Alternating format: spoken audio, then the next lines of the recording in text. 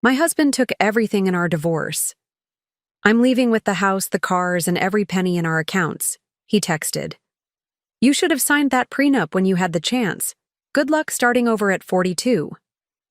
What Cody didn't know, what his expensive lawyers never discovered, was the secret offshore account I'd built to billions. And by the time he realized what I'd done, it was already too late.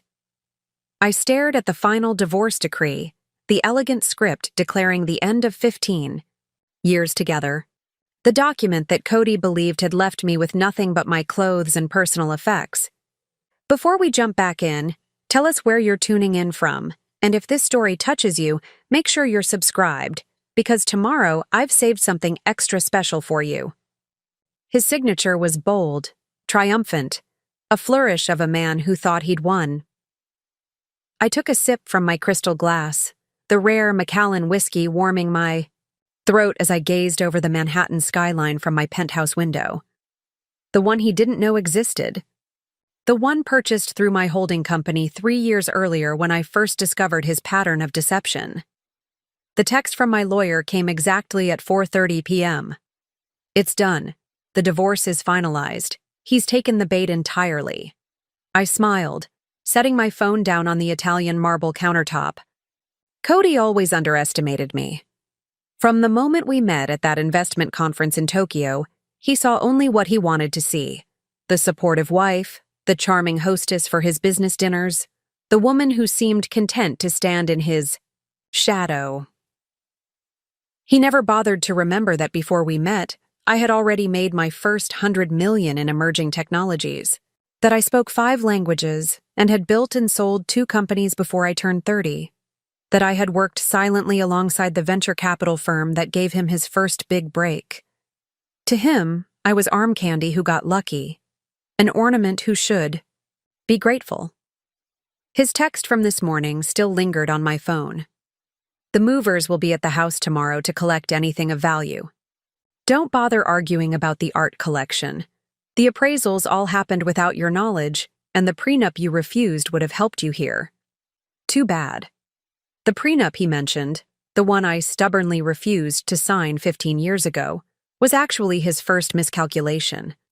What he didn't know was that my refusal wasn't born from naivety or romantic delusion. It was strategic. Without a prenup, the exposure was mutual. It gave me room to maneuver, to watch, to plan. And plan I did.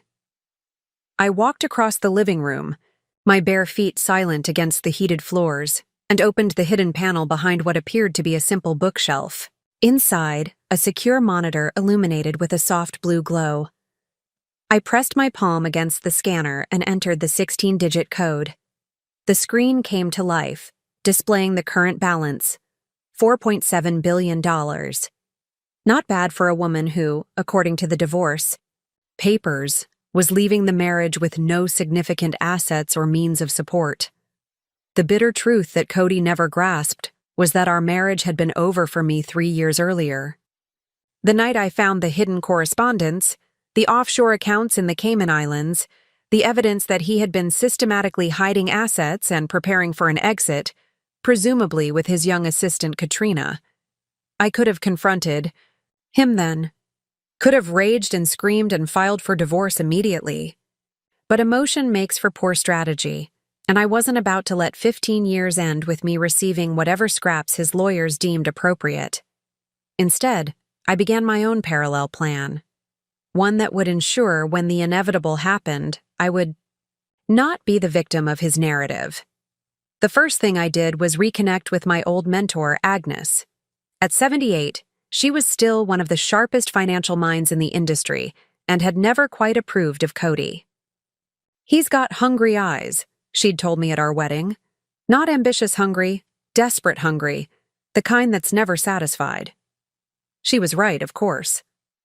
Agnes introduced me to Orson, a financial architect who specialized in what he called privacy structures. Within 6 months, I had established a complex network of shell companies, trusts, and investment vehicles that would make my movements untraceable, even to someone with Cody's resources. Next came the careful extraction of capital. Nothing. Sudden, nothing that would trigger alerts or raise suspicions. A consulting fee here, an investment opportunity there. Funds moved through a series of transitions, scrubbed clean of connections to me, before arriving at their final destinations. I cultivated a portfolio focused on emerging technologies, quantum computing, advanced biometrics, sustainable energy, storage. High-risk, high-reward investments that Cody had always dismissed as speculative nonsense. When one of my early blockchain investments returned 8,000% in 18 months, I almost wished I could see his face if he knew. But patience was my greatest asset. For 3 years, I maintained the facade. The dutiful wife, the elegant hostess, the woman who seemed blissfully unaware of her husband's mounting betrayals. I watched as he grew bolder, less careful about hiding his contempt, the late nights at the office that reeked of another woman's perfume, the sudden business trips that coincided with Katrina's convenient absences, the thinly veiled insults disguised as jokes at dinner parties. All the while, my separate empire grew. When one of my medical technology investments was acquired by a European conglomerate, my hidden net worth tripled overnight. When I quietly backed a series of AI startups that revolutionized financial forecasting, it doubled again. The ultimate irony was that several of Cody's own investments had unknowingly poured money into companies I controlled through my labyrinth of entities. He had, in essence, been funding his own demise. And now, here we were. The divorce finalized. His victory, as he saw it, complete. He believed he had orchestrated the perfect exit, draining our visible accounts, claiming our shared properties, even taking the vintage car collection I had helped curate. The prenuptial agreement I had foolishly refused to sign left me exposed, or so he thought. What he failed to understand was that I hadn't been building a defense. I had been setting a trap. The phone on the counter buzzed again. Another text, this time from Kyle, my private investigator. He's celebrating at Maison Azur. Table for 2. The girl's there. I smiled. Of course he was. Cody was nothing if not predictable in his cliches. Expensive champagne, a Michelin-starred restaurant, the much younger woman hanging on his every word. No doubt regaling her with tales of his masterful strategy, his complete victory. I wondered idly how long it would take him to realize something was wrong. A day? Perhaps a week? The carefully laid breadcrumbs would eventually lead him to questions, and those questions would yield disturbing answers. By the time he understood the full scope of what had happened, the final phase of my plan would already be in motion. I refilled my glass and moved to the floor-to-ceiling windows, watching the city lights begin to flicker on as dusk settled over Manhattan. The penthouse was silent except for the faint hum of the climate control system. I had always preferred this kind of silence, not empty, but expectant. Like the pause before an orchestra begins to play. 3 years ago, this moment would have devastated me. I would have been shattered by his betrayal, broken by the casual cruelty with which he discarded our marriage. I might have begged, pleaded, tried to make him see reason. But that woman, the one who believed in the illusion of our partnership, no longer existed. In her place stood someone else entirely. Someone who had learned that vulnerability without vigilance was just naivety dressed in prettier clothes. My phone chimed with an incoming email. The subject line read, "Transfer complete, Zurich." Another piece moving into position. I didn't need to open it. I already knew what it contained. Confirmation that the final $380 million had been moved from my tertiary holding company into position for what came next. The timing was crucial. Every financial move I'd made over the past 3 years had been calculated not just for growth, but for this precise moment, when Cody believed he had won completely, when his guard would be at its lowest.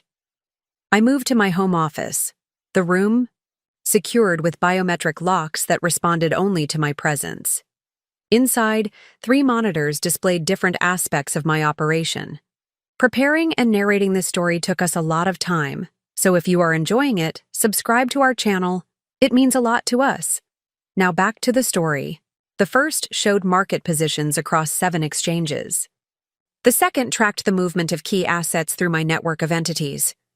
The third displayed a real-time update of Cody's digital footprint, his credit card transactions, phone location, email activity. Not strictly legal, perhaps, but then, neither was what he had done. I sat down at the desk, my fingers tracing the cool surface of the rare Madagascar ebony. The wood was nearly extinct now, impossible to source legally. Cody had commissioned this desk 5 years ago through questionable channels, a gift for my birthday, though really it was just another trophy for him to display. When I left our shared home, it was the only piece of furniture I arranged to have disappeared during the moving process. A small reminder that I could take things too when I wanted them. I opened the secure messaging platform that connected me to my team. 5 people, scattered across the globe, each experts in their fields, each compensated generously enough to ensure absolute loyalty. None knew the complete picture, a necessary compartmentalization that protected both them and me. Status updates, I typed. The responses came quickly. Esther, legal. Final divorce decree registered. All documentation in order. The shell company collapse is primed for activation upon your command. Marcus, cybersecurity. Monitoring systems active. Target security remains unchanged. Access. Pathways maintained. Digital breadcrumbs placed as instructed. Agnes, financial. Asset positioning complete. Trigger mechanism prepped. Regulatory blind spots confirmed. Kyle, surveillance. Subject remains at Maison Azure. Estimated departure. 10:30 p.m. Secondary subject appears intoxicated. Audio capture operational. Orson, strategic. Phase 1 complete. Phase 2 preparations finalized. Timeline remains optimal. I closed the platform and leaned back in my chair. Everyone was in position. Everything was ready. People often misunderstand. Revenge. They think it's about passion, about rage unleashed. But true revenge, the kind that doesn't just hurt but fundamentally changes the equation, that requires patience. Cold, calculating patience. Cody thought he had taken everything. The houses in the Hamptons, Aspen, and Palm Beach. The art collection worth 8 figures. The vineyard in Napa, the private jet, the yacht docked in Monaco. He had been so focused on the visible assets, the tangible symbols of wealth, that he never looked deeper. Never questioned why I hadn't fought harder, why my lawyer, one of the most aggressive divorce attorneys in New York, had seemed almost passive during negotiations. I smiled at the memory of his confused expression during our final mediation session. The slightly furrowed brow when my representative conceded yet another point without much resistance. He'd misread my calm as defeat, my strategic retreats as surrender. That was Cody's greatest weakness. He understood price, but not value. He could calculate net worth but couldn't recognize true worth, and he was about to learn the difference in the most painful way possible. I reached for my secure phone, not the one he knew about, and dialed. A number from memory. It's time, I said when the line connected.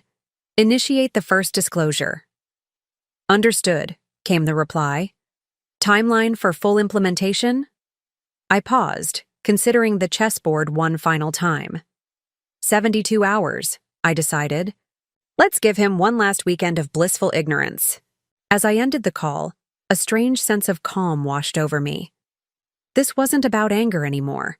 It had evolved into something else entirely, a clinical correction of a fundamental imbalance, a reckoning long overdue. Outside my window, a private helicopter cut across the darkening sky, its lights blinking steadily against the twilight. In a few short days, Cody's world would begin to unravel, not suddenly, but methodically. Thread by thread, assumption by assumption, certainty by certainty. I would dismantle everything he believed about his victory, his future, and most importantly, about me. 15 years ago, I met Cody at a technology investment summit in Tokyo. I was there representing my second successful startup, a cybersecurity firm that had pioneered a new encryption protocol. He was there as the rising star of Meridian Ventures, a firm that had recently made headlines with 3 consecutive unicorn investments. I remember the moment clearly, standing by the koi pond in the hotel's interior garden, discussing quantum computing applications with the CTO of a Japanese conglomerate. Cody appeared at my elbow, champagne flute in hand, his confidence practically radiating from him in waves. I couldn't help overhearing, he said, extending his hand. Cody Blackwell, your perspective on quantum resistance is fascinating. He was handsome in that deliberate way of men who invest significantly in their appearance. Tailored suit, perfect haircut, subtle cologne. His smile revealed teeth that had clearly been cosmetically enhanced, too white and too even to be natural. Should have seen it then, the careful construction of an image designed to impress, to disarm. But I was 27, already worth 8 figures, and feeling invincible after my latest round of funding. Haley Parker, I replied, accepting his handshake. And quantum resistance isn't fascinating, it's essential. The security infrastructure most companies rely on will be obsolete within a decade. He laughed. Genuinely, it seemed. I've just met you, and you've already saved me millions in potential bad investments. That night turned into dinner at a 3 Michelin-star restaurant overlooking Tokyo Bay. Dinner turned into a weekend exploring the city together. The weekend expanded into flying me to his next meeting in Singapore, then to his home in New York. Everything moved quickly, too quickly, I realized later. By the 6-month mark, we were engaged. By 1 year, married in an elaborate ceremony at the Plaza Hotel, covered by society pages and financial publications alike. Tech Wunderkind weds Venture. Capital star. The first 3 years were not good exactly, but convincing. Cody was ambitious, driven, frequently absent, but always attentive when present. We traveled extensively, acquired property, built what appeared to be an enviable life. I sold my company for 9 figures 2 years into our marriage. The plan had been to take a year off, then start something new. But Cody had other ideas. You don't need to work, he said one evening in our Hamptons house, his tone casual but brooking no argument. Your expertise is better used advising my investments. Besides, I need someone I trust to manage our social obligations. I should have pushed back harder, should have maintained my independence. But I was in love, or thought I was. And the idea of building something together had its appeal. So I compromised, taking board positions rather than operational roles, becoming the elegant wife who hosted the right people and said the right things. The warning signs accumulated gradually, like sediment in still water. First came the financial control.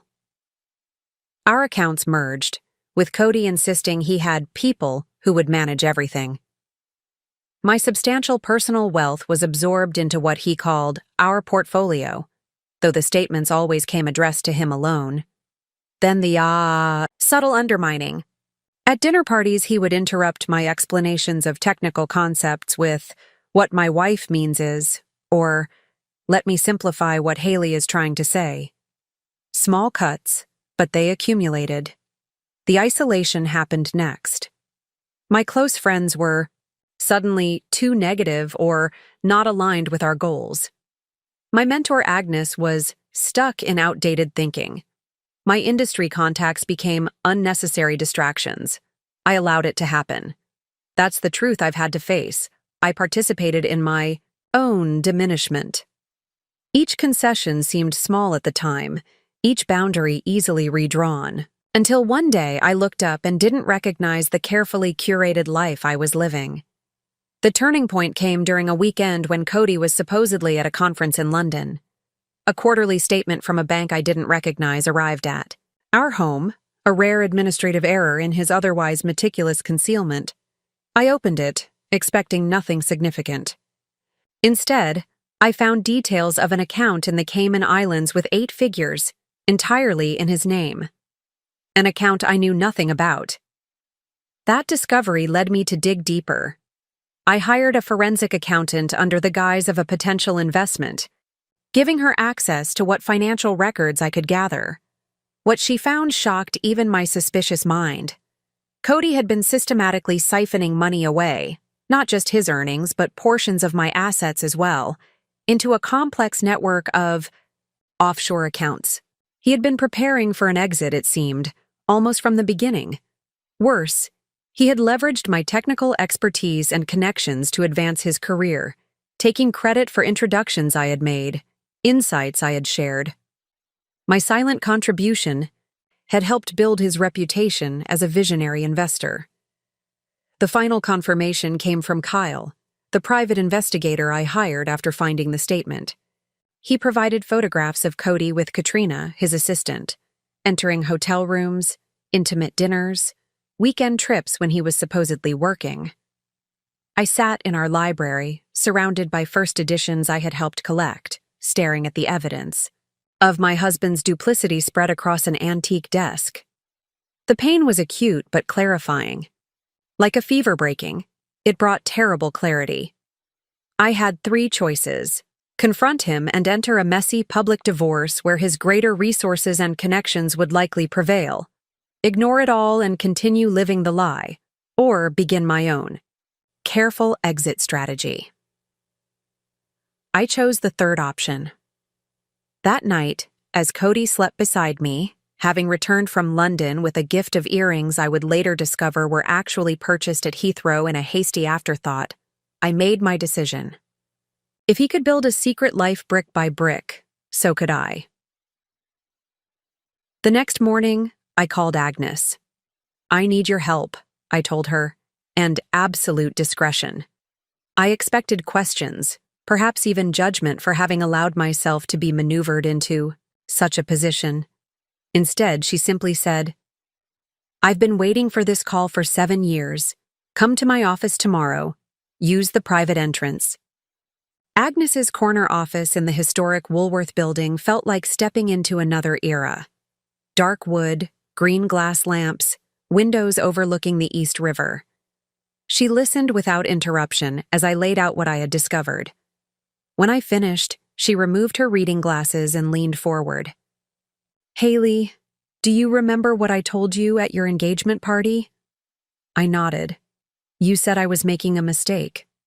"No," she corrected. "I said you were playing a different game than he was. He was playing for control. You were playing for partnership." She sighed. "The question now is, what game are you going to play next?" "I want what's rightfully mine," I said, "and I want him to understand exactly who he underestimated." Agnes smiled then, a sharp, predatory expression I had never seen on her before. "Then let's make sure he learns that lesson thoroughly." She pressed an intercom button on her desk. "Orson, please join us, and bring the Singapore files." That meeting marked the beginning of my counter-strategy. The beginning of the path that led to this moment, standing in my secret penthouse, watching the city darken as Cody celebrated what he thought was his triumph. He had taken my visible assets. Yes, the houses, the art, the cars, the symbols of success he had always valued most. But in focusing on those trophies, he had missed the far greater wealth I had built right under his nose. Assets that would soon become the instruments of his education. The morning after my meeting with Agnes and Orson, I returned home with a yaw. Clarity I hadn't felt in years. Cody was already gone. An early meeting with investors from Dubai, he'd said, though I now suspected Katrina was the real agenda. I moved through our Central Park West apartment with new eyes, seeing it not as home, but as a stage set where I'd been performing a role for too long. Each carefully curated piece, the Rothko on the living room wall, the Giacometti sculpture in the foyer, the rare first editions in the library, represented not just wealth, but Cody's need to display it. I went to my closet and removed a small lockbox hidden beneath my winter sweaters, one of the few private spaces I still maintained. Inside was a thumb drive containing backups of my personal records from before the marriage. Old account numbers, contacts, passwords, digital breadcrumbs to my former independence. This would become my first real move in the long game ahead. Not dramatic, not immediately effective, but necessary. Like a chess player positioning a seemingly insignificant pawn that would later prove crucial, Orson had been explicit in his advice. The first rule of financial extrication is to establish clean channels. No connections to existing accounts, no digital trails, nothing that could be monitored or traced. I needed seed capital, money I could access without raising flags in Cody's elaborate monitoring systems. He tracked our joint accounts meticulously, his financial team producing monthly reports on every transaction. Any unusual movement would trigger immediate questions. The solution came from an unexpected source. 6 years earlier, I had made a personal angel investment in a friend's medical device startup, $75,000 that Cody had dismissed as charity for your college friend. The company had since been acquired, and I was owed a payout of nearly $2 million. The acquisition paperwork had arrived while Cody was in Hong Kong, and I had never mentioned it to him, my small act of financial rebellion. The check was scheduled to arrive the following week, made out to me personally. It wasn't much in the context of our overall wealth, but it was mine alone, and more importantly, it was clean. Untraceable to our joint holdings and unknown to Cody's financial team. With this initial capital, I could begin building the infrastructure I would need. I took out my personal phone, not the one Cody knew about, but an older model I kept charged. In my yoga studio, ostensibly as a dedicated meditation timer, I dialed a number I still remembered by heart. Meridian Trust, how may I direct your call? Came the crisp response. Thomas Wakefield, please, I said. Tell him it's Haley Parker. I deliberately used my maiden name. Thomas had been my personal banker before my marriage. He had advised against combining all my assets with Cody's, a recommendation I had foolishly ignored. When Cody insisted we move all our banking to his preferred institutions, I had reluctantly closed my accounts with Thomas. Haley, he answered. Moments later, surprise evident in his voice. It's been what? 7 years? 8, I corrected. Too long. I'm wondering if you have time for lunch this week? There's a matter I'd like to discuss privately. His hesitation was brief but noticeable. Of course. Would tomorrow work? There's a new place on Madison that's excellent. Very private. I understood the subtext. Perfect. 1 o'clock? I'll make the reservation under my name. I ended the call feeling the first flutter of something I hadn't experienced in years. The exhilaration of taking action, of reclaiming agency. It was a small step, almost insignificant in the larger scheme, but it was mine. The next day, I met Thomas at an unmarked restaurant accessed through a high-end furniture showroom. He had aged well, silver at the temples now, but the same sharp eyes and discreet manner I remembered. After brief pleasantries, I laid out what I needed. A new account, completely separate from my married finances, with sophisticated privacy protections. No statements, no correspondence, digital access through secure channels only. May I ask, he began. I cut him off gently. You may not. The less you know, the better for both of us. He nodded, understanding immediately. I can arrange everything. The initial deposit? Approximately $2 million, arriving next week. If he was surprised by the amount, he didn't show it. Thomas had always been the model of professional discretion. And your long-term financial objectives for these funds? I considered the question carefully. Growth is secondary. This is about creating separation and security. A financial firewall, if you will. He made a note in a small leather-bound book. I understand completely. I'll need a signature on several documents. He slid a folder across the table. These can be processed immediately. The account will be active by close of business. Today. I signed where indicated, using a slightly modified version of my signature. Different enough from the one Cody would recognize, but still legally valid. There's one more thing, I said as I handed back the folder. I'll need introductions to certain specialists, people who operate with absolute confidentiality. What areas of expertise? Corporate structure, international banking, asset protection. I paused. And someone who specializes in digital privacy. Thomas closed his notebook. I'll make the arrangements. The contacts will come through secure channels only. No names will be mentioned over any traceable communication. As we parted, he held my hand a moment longer than necessary, his expression serious. Haley, whatever you're planning, be careful. I'm being precisely as careful as needed, I replied. That afternoon, while Cody was supposedly in meetings, though his location tracking, which I had secretly enabled on his phone, showed him at a hotel downtown, I made two more crucial moves. First, I visited a safe deposit box I had maintained at a different bank, one Cody knew nothing about, where I stored certain personal documents. My original birth certificate, passport copies, family heirlooms too precious to leave in the apartment. I added the documentation from Thomas and a sealed envelope containing access codes to my new financial infrastructure. Second, I purchased a new laptop with cash at a busy electronics store in Midtown, making sure to dress down in clothes Cody had never seen and wearing sunglasses despite the overcast day. I paid for 3 years of advanced VPN service and a suite of privacy software recommended by Marcus, the cybersecurity expert Orson had introduced me to. That evening, I powered up the new computer in a coffee shop far from our usual haunts. Using the secured connection, I created the first of what would become many shell companies. This one registered in Delaware under a name generated by an algorithm designed to appear utterly forgettable. Haley Holdings LLC was born, its ownership structure deliberately obscured through a series of nominee directors and virtual office addresses. Its stated purpose was investment management, vague enough to justify virtually any financial activity. Within this innocuous-seeming entity, I built the first layer of what would eventually become my financial fortress.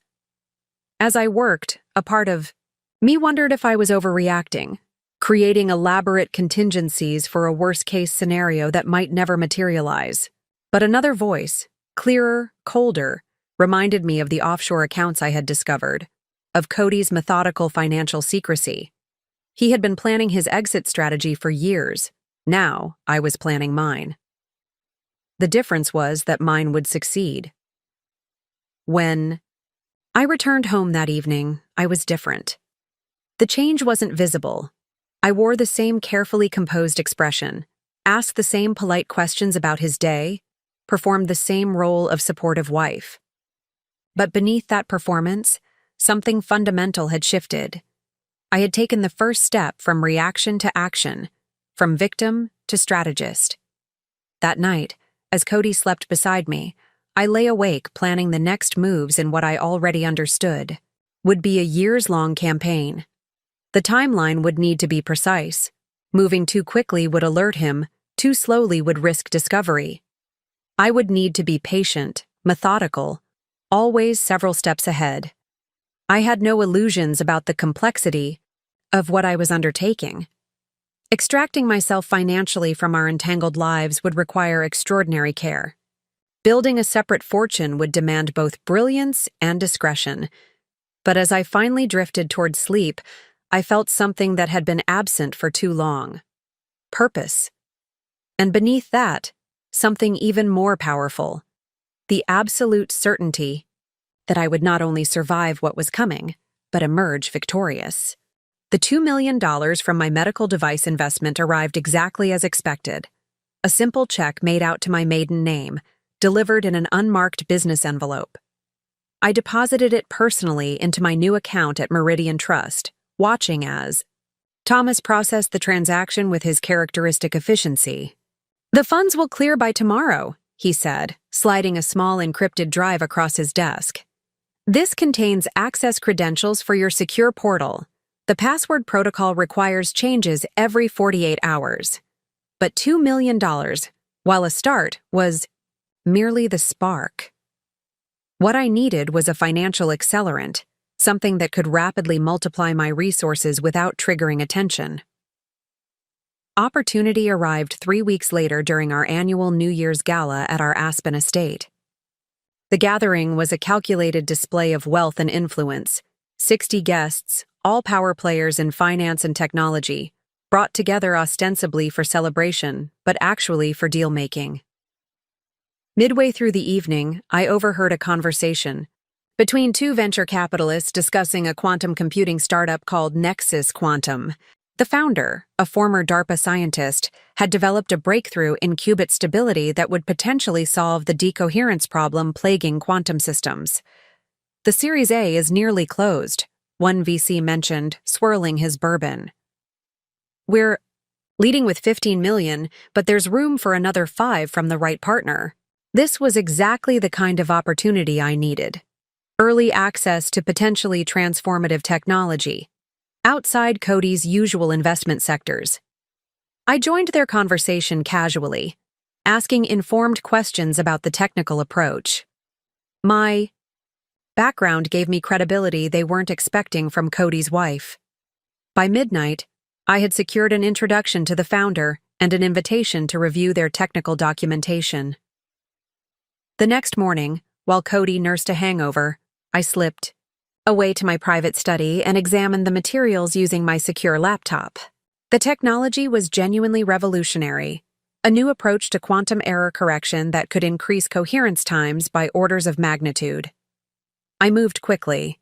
Using the encrypted communication channel Thomas had established, I instructed him to transfer $1.8 million to a newly created investment vehicle, Parallax Ventures LLC, another entity in my growing network of shells. From there, I reached out directly to the Nexus Quantum founder, Dr. Elena Mirza. "I represent a private investment group interested in your Series A," I wrote, using an email identity completely separate from my personal or family accounts. "We're prepared to commit $5 million, but require certain conditions. My key stipulation: a portion of my investment would convert to preferred shares with specific liquidation preferences. More importantly, I negotiated a clause allowing early distribution of proceeds to minority investors under certain triggering events, an unusual provision that raised eyebrows, but was ultimately accepted due to the competitive funding environment. This single investment became the cornerstone of my financial separation strategy. Within 14 months, Nexus Quantum's breakthrough attracted acquisition interest from major tech companies. When the bidding war ended, my $5 million investment, leveraged through a structure Orson had designed, returned nearly $47 million. The beauty of this counter-move lay in its complete invisibility to Cody. While he focused on traditional investment classes, real estate, established tech companies, commodities, I concentrated on emerging technologies with exponential growth potential. More importantly, I ensured these investments remained outside the financial ecosystem he monitored. Different banks, different investment vehicles, different legal jurisdictions, a parallel financial universe he couldn't see and wouldn't think to look for. The Nexus Quantum windfall provided the capital base I needed for rapid expansion. Working. With Agnes, I developed an investment thesis focusing on 3 specific technology sectors: advanced cryptography, synthetic biology, and next-generation energy storage. These fields share key characteristics, Agnes noted during one of our secure meetings. They're technically complex, making them difficult for non-specialists to evaluate properly. They're early stage, with massively asymmetric risk-reward profiles. And most importantly, they're outside Cody's expertise and interest. With each successful investment, I channeled profits through increasingly sophisticated structures. Cayman. Entities fed Luxembourg holding companies, which invested through Singapore funds, which ultimately connected back to my core assets through a labyrinth of legal arrangements so complex that even the lawyers who helped create them couldn't map the entire system. Orson called it financial steganography, hiding assets not through concealment, but through complexity. Even if someone suspects something exists, he explained, they won't be able to find it without already knowing exactly where to look. 18 months after my initial moves, my separate fortune had grown to just over $200 million. Still modest compared to our family's visible wealth, but entirely mine and completely invisible to Cody. During this period, I maintained my role as the perfect wife impeccably. I attended the right events, charmed the right people, maintained our homes with exacting standards. I gave Cody no reason to suspect anything had changed.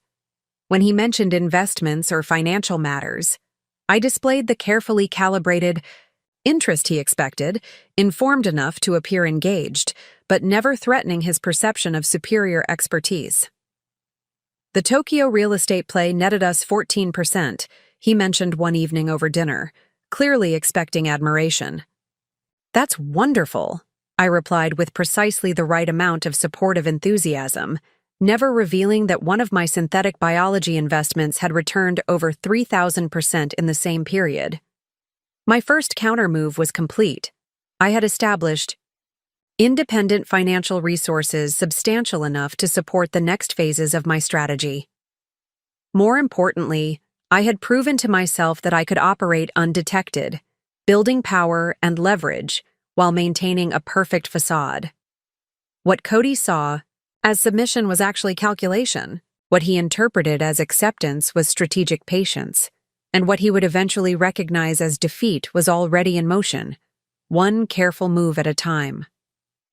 With my financial infrastructure established and growing, I turned my attention to securing other vital assets, physical, legal, and informational protections that would become essential when Cody eventually made his move. The first was real estate. While Cody focused on trophy properties, mansions in recognizable zip codes, penthouses in famous buildings, vacation homes in prestigious resorts, I quietly acquired properties through my network of entities, prioritizing security and anonymity over status. The Manhattan penthouse where I now stood was purchased through Horizon Acquisition Trust, a vehicle 6 layers removed from any connection to me. The building itself was unremarkable from the outside, a renovated pre-war structure in Tribeca with excellent security but deliberately low profile. Similar properties followed, a modernist house on a remote stretch of Oregon coastline, a converted lighthouse on a private island in Maine, a mountain retreat accessible only by helicopter in northern New Mexico.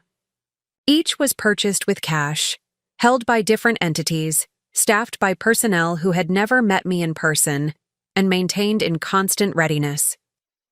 Physical security is as important as financial security, Orson had advised.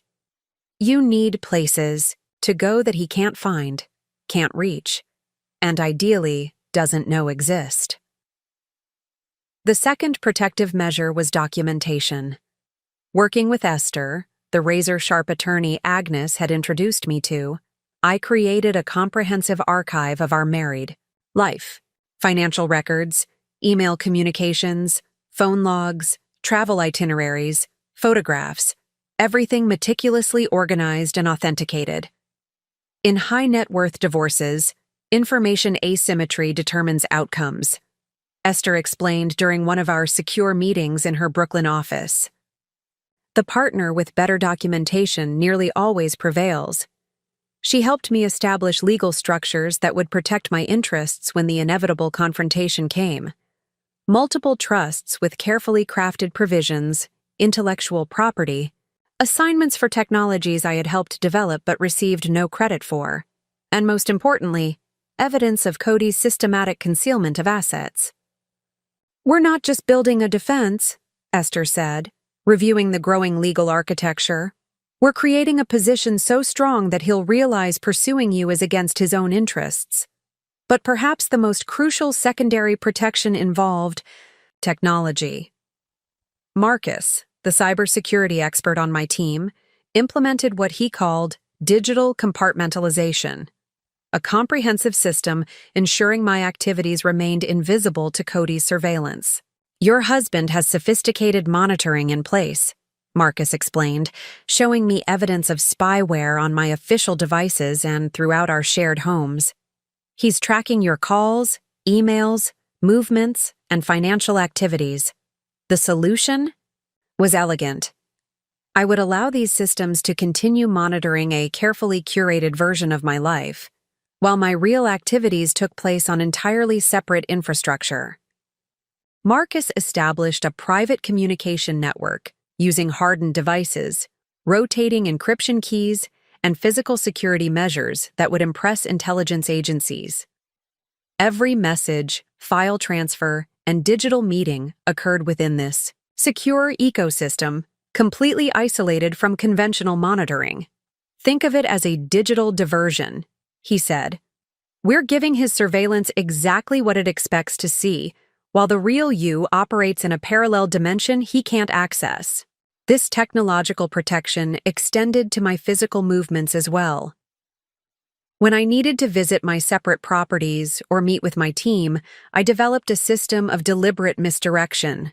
A spa appointment would be booked and attended, but I would leave through a staff exit while a paid body double remained, creating digital evidence of my continued presence.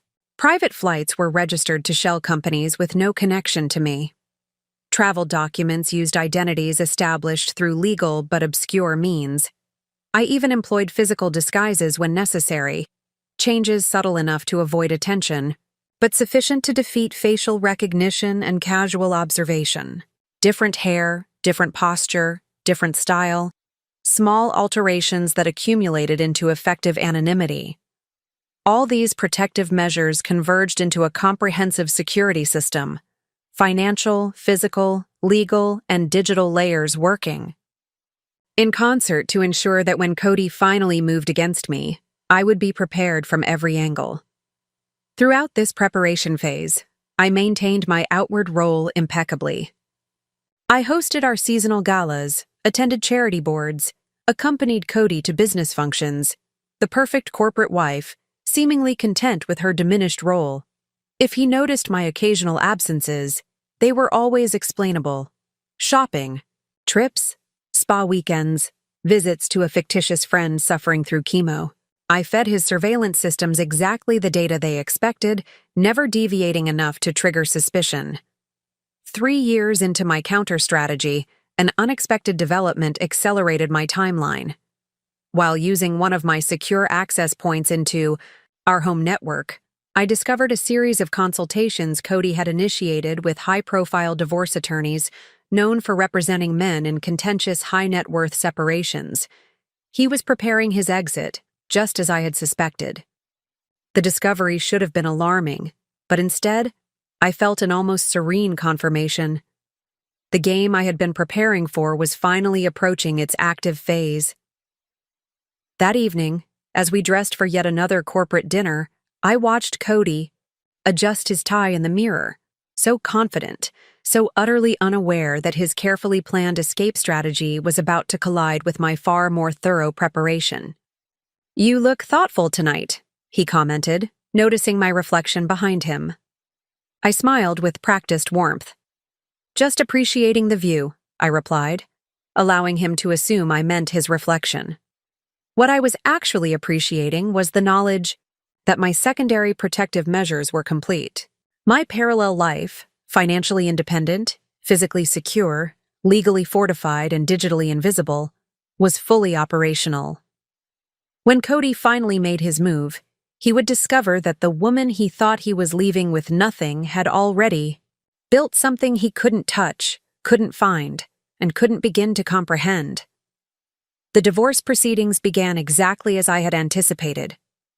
Cody's lawyer, Elliot Hoffman, a notorious shark known for aggressive tactics, filed the petition on a Tuesday morning with specific timing designed to catch me unprepared. The papers were served while I was supposedly alone at our Manhattan apartment, delivered by a process server who took obvious satisfaction in his role.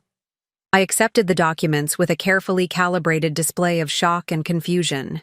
The server, no doubt instructed to report back on my reaction, would have described a woman caught completely off guard, struggling to maintain composure as her world collapsed. It was, of course, a performance. I had known the filing was coming for 3 days, thanks to Marcus's ongoing surveillance of Cody's communications. I had reviewed a draft of the petition before it was even finalized, courtesy of a source Esther had cultivated within Hoffman's firm. The terms were breathtakingly vindictive. Cody claimed I had contributed negligible value to our marital estate. He sought to retain all major assets, properties, investments, art, vehicles, offering only a modest monthly stipend that would expire after 5 years. The document painted me as an ornamental wife whose comfortable lifestyle had been entirely dependent on his financial genius. According to the carefully constructed timeline I had pieced together, Cody expected me to panic. To call friends who would be unavailable, he had already started a whisper campaign about my increasing instability. To seek emergency legal representation and be forced to accept whoever was available on short notice. Instead, I waited precisely 4 hours before contacting Esther, who officially became my attorney of record by that afternoon. Her initial response to Hoffman was a masterpiece of measured restraint, neither aggressive enough to suggest preparedness, nor weak enough to indicate surrender. Cody's first attempt to regain control came the following day. All credit cards in my name were suddenly declined. Access to our joint accounts was restricted. The household staff at our primary residence were terminated without notice, and security codes changed. These financial pressure tactics were supposed to leave me desperate, willing to accept unfavorable terms to regain access to basic resources. Had I been the unprepared spouse he imagined, they might have worked. Instead, I simply activated the parallel financial infrastructure I had built. My independent credit cards, accounts, and resources functioned perfectly.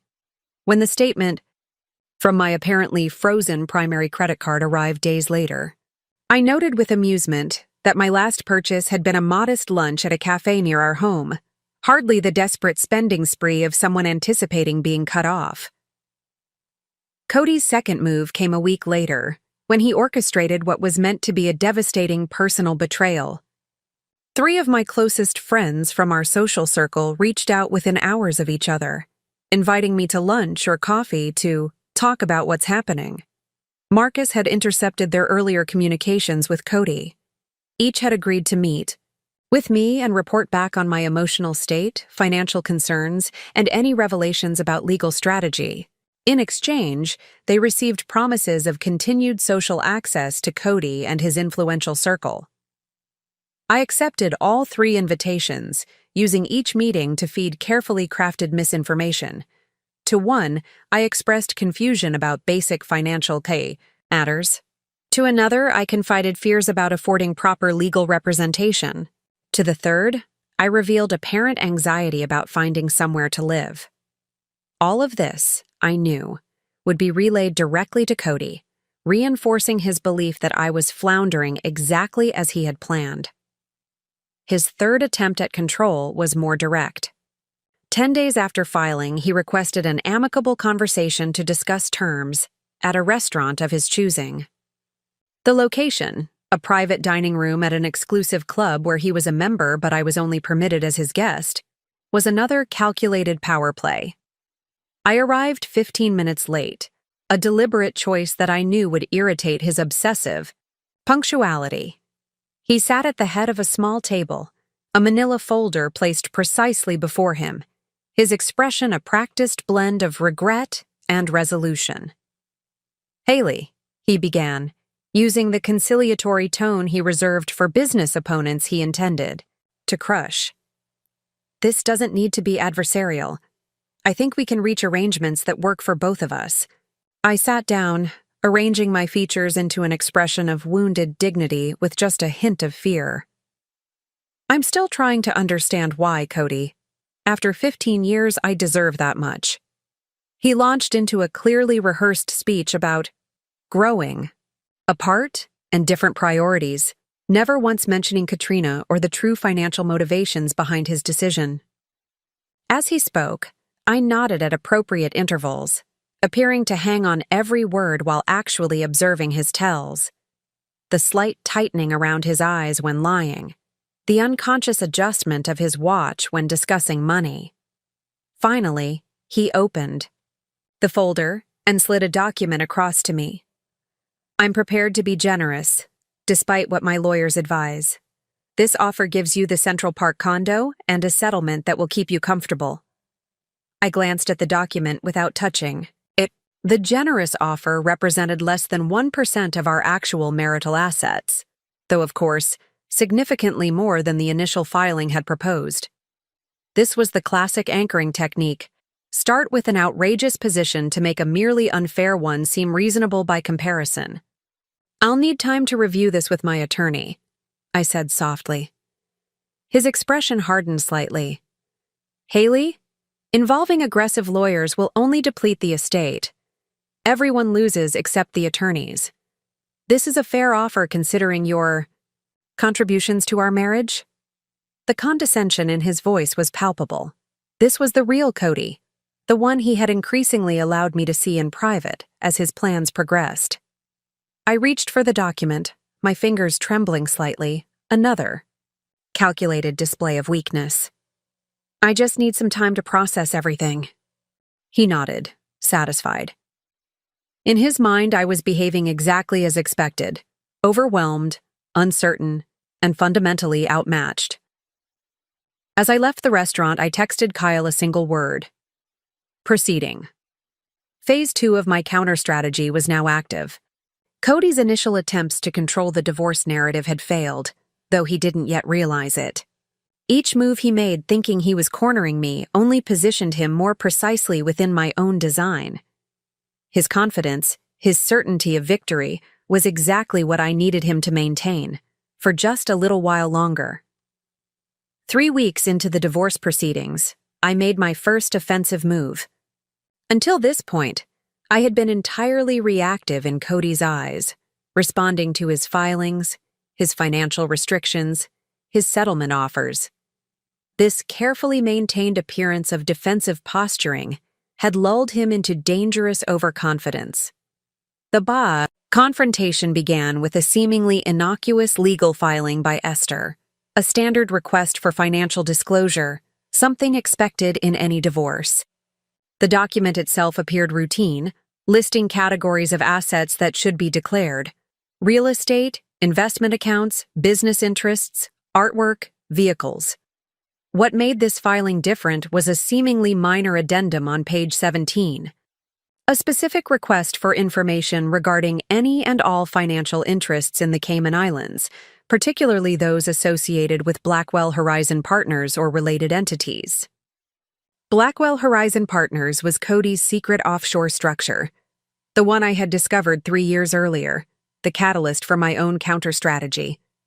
Its existence was known only to Cody, his private banker, and the attorney who had established it, or so he believed. I wasn't in the room when Cody received notification of the filing, but Kyle's surveillance captured his reaction: the sudden stillness, the rereading of the specific paragraph, the immediate call to his attorney with explicit instructions to step outside his office to take the call. Even through the surveillance footage without audio, the tension in his body language was unmistakable. Within 40 minutes, I received the call I had been anticipating. My phone displayed Cody's name, the first direct contact he had initiated since serving the divorce papers. I let it ring 4 times before answering, my voice carefully calibrated to sound distracted. Hello? We need to talk. His tone was controlled but tight. Not over the phone, in person. I paused, as if considering this request. I'm not sure that's a good idea, Cody. Esther advised that all communication should this afternoon. The house. 4 o'clock. He cut me off sharply. Come alone. If you bring your lawyer, this conversation becomes very different. The threat was implicit, but clear. 4 o'clock. He hung up. I smiled at the blank phone screen. His urgency confirmed what I already knew. The mention of Blackwell Horizon had struck precisely the nerve I'd intended.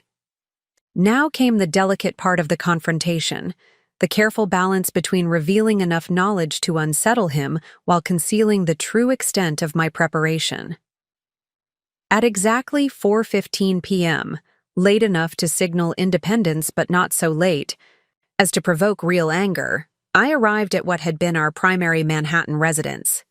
The doorman, clearly briefed on the situation, escorted me up with uncomfortable deference, no longer certain of my status in the building Cody now controlled. Cody waited in the living room, standing by the windows overlooking Central Park. He didn't turn when I entered. A small power play intended to make me approach him, to place me in the position of supplicant. Instead, I took a seat on the sofa and waited in silence. After nearly a minute, he finally turned. "How did you know about Blackwell Horizon?" No greeting. No preamble, the question that had clearly been consuming him since the filing. I maintained an expression of mild confusion. "I'm not sure what you mean. Esther prepared the disclosure requests. Standard procedure, from what I understand." His eyes narrowed, searching my face for deception. That specific entity, that specific jurisdiction, that's not standard procedure. I shrugged slightly. I believe her team reviews financial patterns, looking for common structures used in high-net-worth divorces. Maybe something in our regular accounts suggested offshore holdings? I offered this plausible explanation with just enough uncertainty to sound genuine. He moved to the bar, pouring himself 3 fingers of the rare Japanese whiskey he reserved for significant moments. His hand was steady, but the amount he poured betrayed his agitation. "Let's be direct," he said, turning back to me. "What exactly do you think you know?" I allowed a small, sad smile. "I know enough, Cody." "Meaning?" "Meaning I know about the accounts. I know about the transfers. I know about the assets that somehow never appeared on our family balance sheets."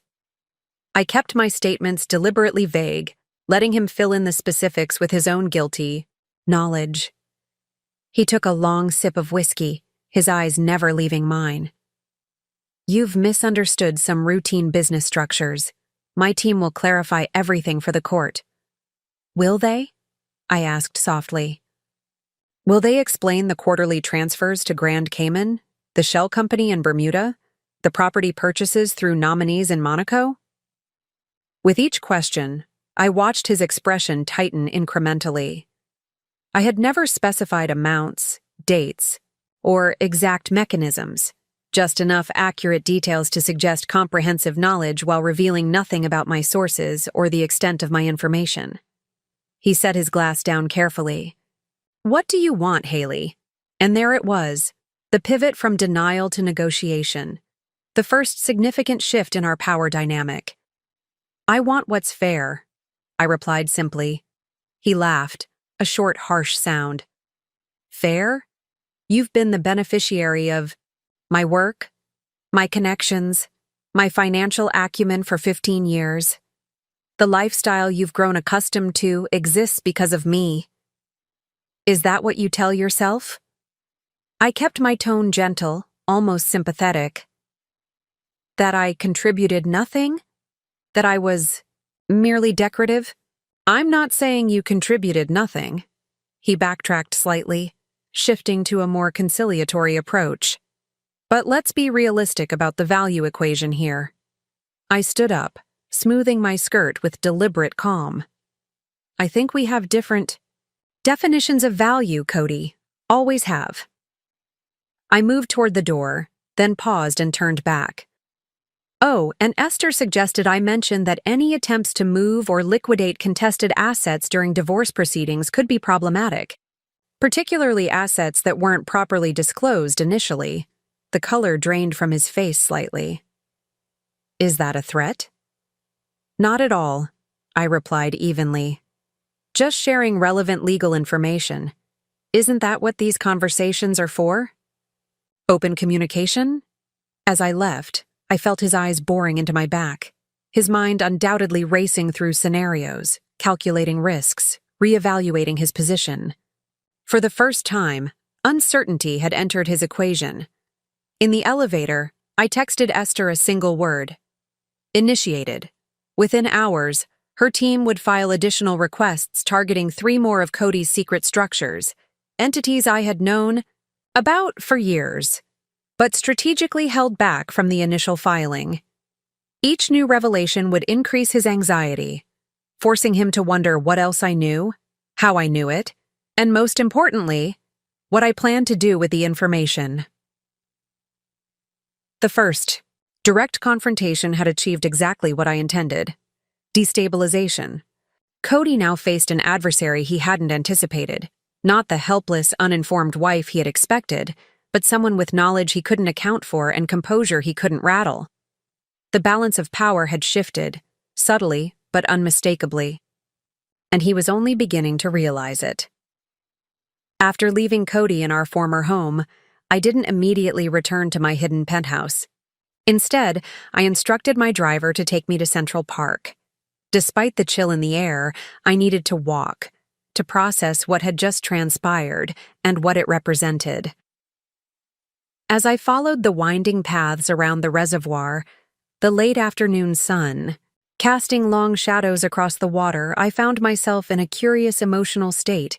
Not exactly triumph, not exactly vindication, but something more nuanced. A crystalline clarity about who I had been, who I had become, and the distance between those two versions of myself.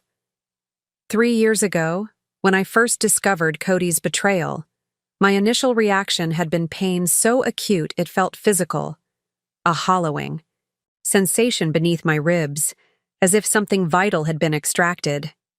I had loved him, or at least the carefully constructed version of him he had allowed me to see. I had built my life around our partnership, compromised my ambitions for what I thought was our shared future. The woman I had been then would have confronted him immediately. Tears, accusations, demands for explanations.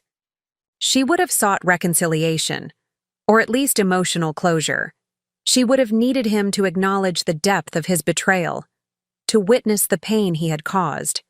But that confrontation would have given him exactly what he wanted: emotional leverage, confirmation of his power to affect me, the satisfaction of seeing me diminished by his actions. Instead, I had chosen a different path. Not out of vindictiveness, though I won't pretend that element was entirely absent, but out of a deeper recognition. The rules of the game we were playing had always been different than I'd understood.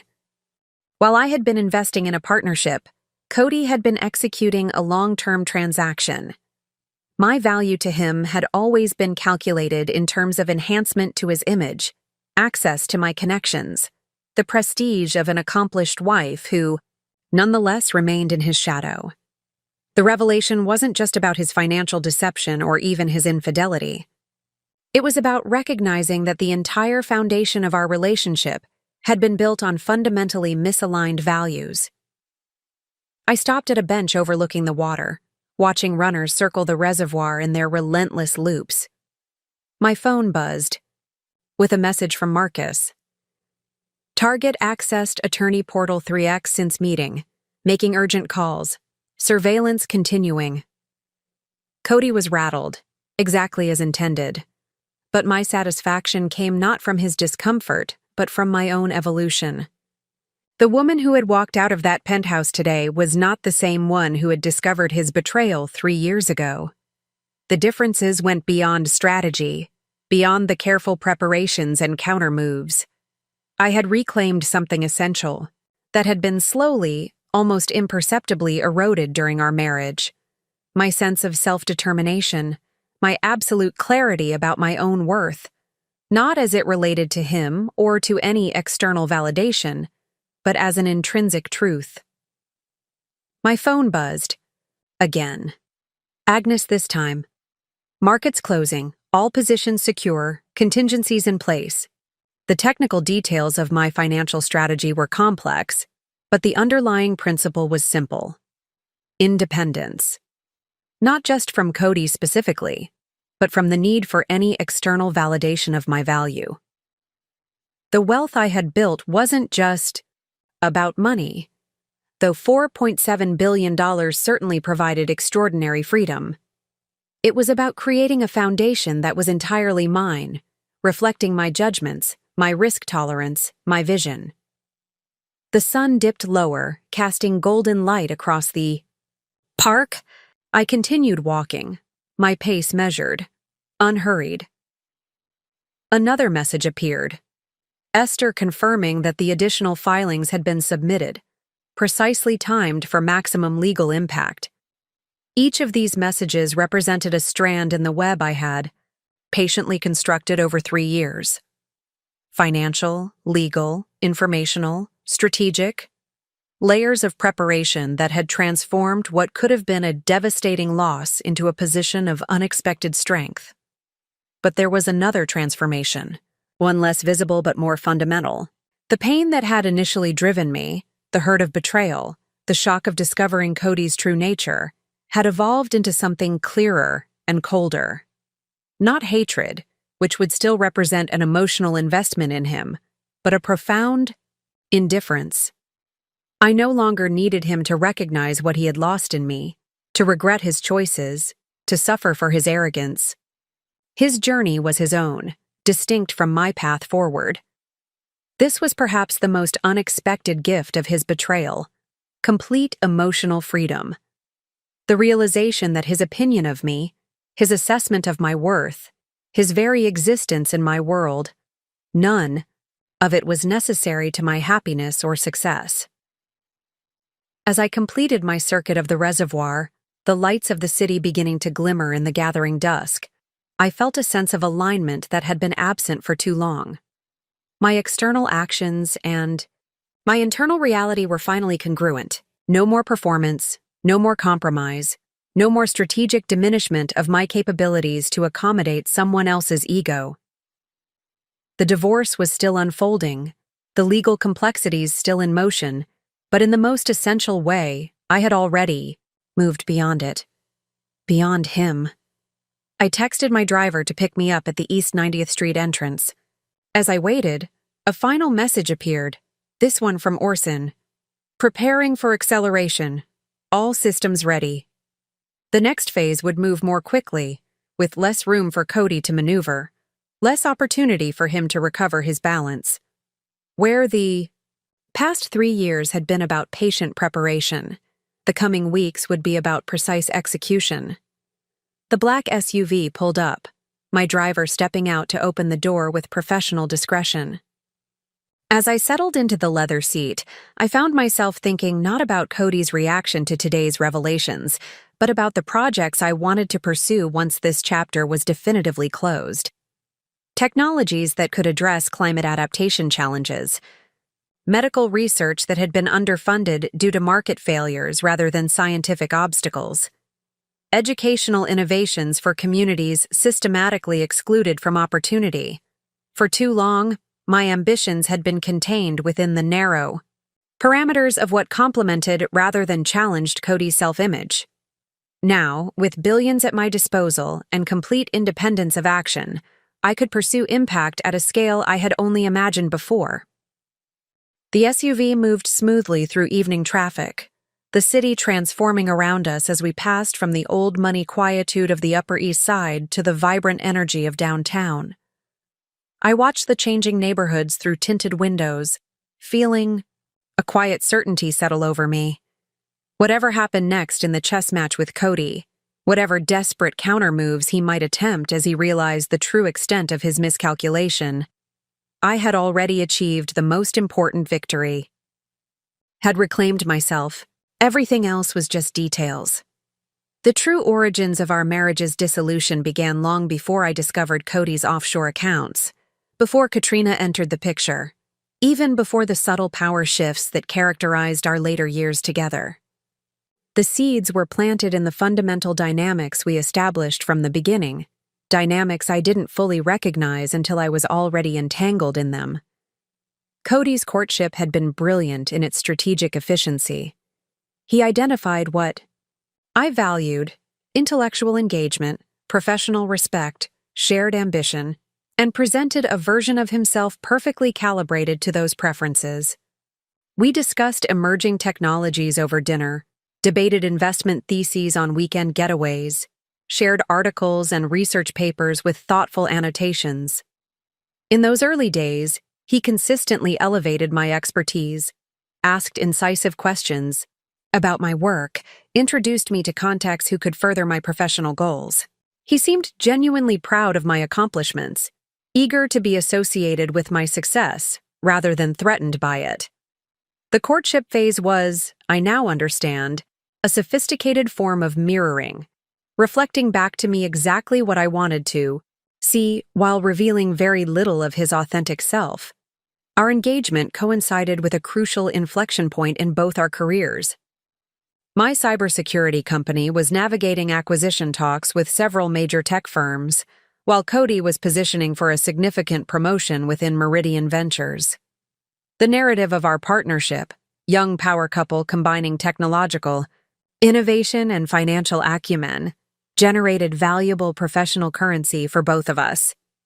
The wedding at the plaza was less a personal milestone than a strategic alliance announcement.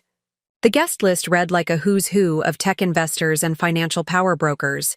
The gifts included pre-IPO stock options and introductions to limited access investment opportunities. Our honeymoon was strategically scheduled around a major technology conference in Singapore. The first subtle shift occurred approximately 18 months into our marriage. My company's acquisition had been finalized, a 9-figure exit that significantly increased my personal net worth and professional standing. Rather than celebrating this milestone as a shared success, Cody's reaction was subtly proprietary, speaking about our exit in professional settings, gradually repositioning my achievement as a joint victory. "We should think carefully about your next move," he said one evening, emphasis on the "we" that increasingly governed our decisions. Something that complements rather than competes with my portfolio at Meridian. I didn't recognize this statement for what it was, the first, explicit boundary being drawn around my professional autonomy. Instead, I interpreted it as thoughtful partnership planning, a reasonable consideration of our mutual interests. A pattern established itself over the subsequent years. My individual identity, professional, social, even personal, was gradually subsumed into our shared identity, which increasingly centered around Cody's priorities and preferences. The process was so incremental as to be nearly imperceptible. A suggestion that I decline a board position because it might create complications with his clients.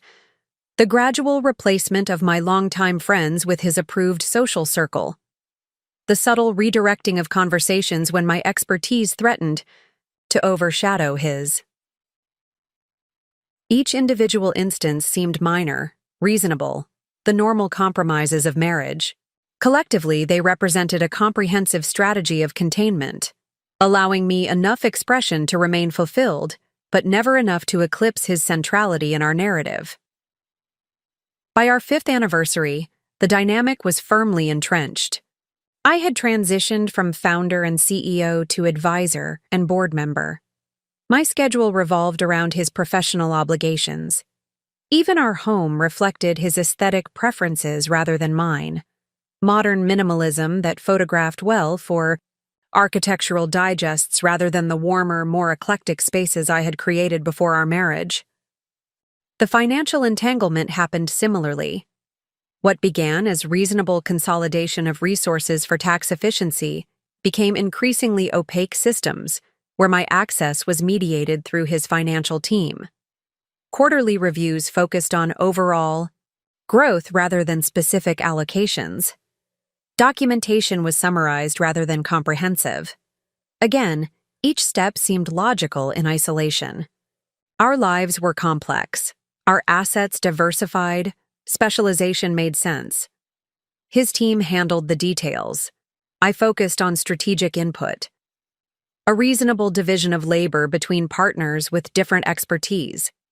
Except it wasn't a partnership. It was a gradual, deliberate transfer of control. Looking back with clear eyes, I can identify the critical juncture where I could have changed course. Approximately 7 years into our marriage, I was offered the opportunity to lead a significant new venture, a quantum computing initiative backed by some of the most respected names in the industry. The role would have returned me to an operational position, reconnected me with the cutting edge of technology, and established an identity distinct from Cody's sphere. His response was masterfully executed, not direct opposition, which I might have resisted, but concerned support. Worries about work-life balance. Questions about the venture's financial viability. Subtle reminders of the freedom our current arrangement provided. "You've already proven yourself," he said, his tone reasonable, even loving. "Why return to those pressures when you don't need to? We're building something together that's bigger than any single company." I declined the position. It remains the decision I most regret, not for the opportunity itself, but for what it represented.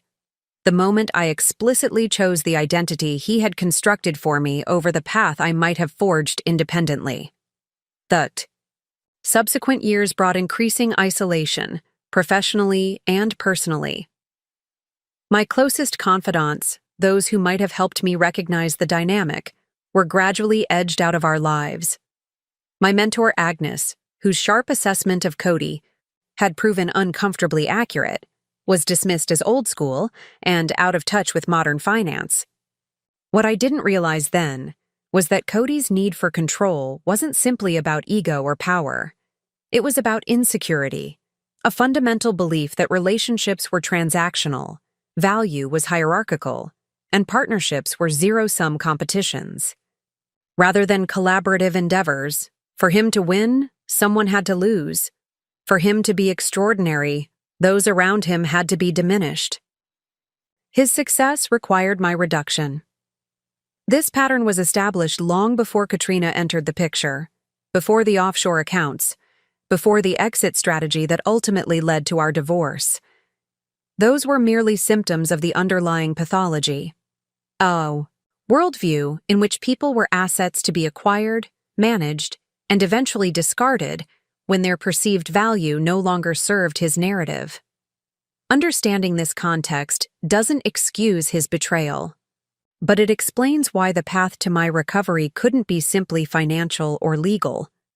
It required a fundamental recalibration of my sense of self, a return to the woman I had been before I allowed my identity to be incrementally erased.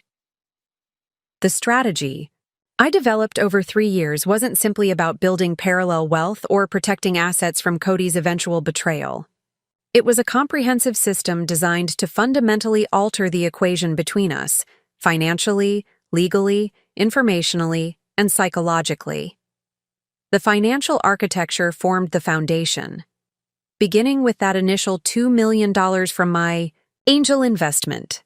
I created an expanding network of entities structured in concentric layers of privacy. Each layer served a specific purpose.